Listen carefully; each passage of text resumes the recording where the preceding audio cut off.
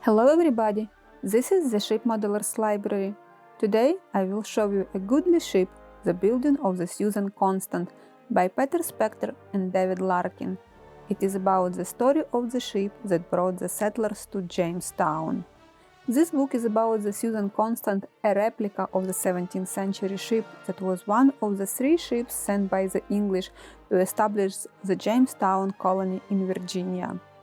In 1991, after 2 years of dedicated craftsmanship, the new Susan Constant sailed into the Atlantic, reviewing the spirit of exploration from the 1607.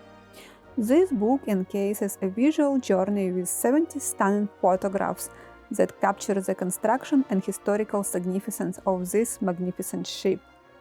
Each image is accompanied by narrative text detailing the craftsmanship involved, the challenges faced during the build, and adventures awaiting this iconic vessel.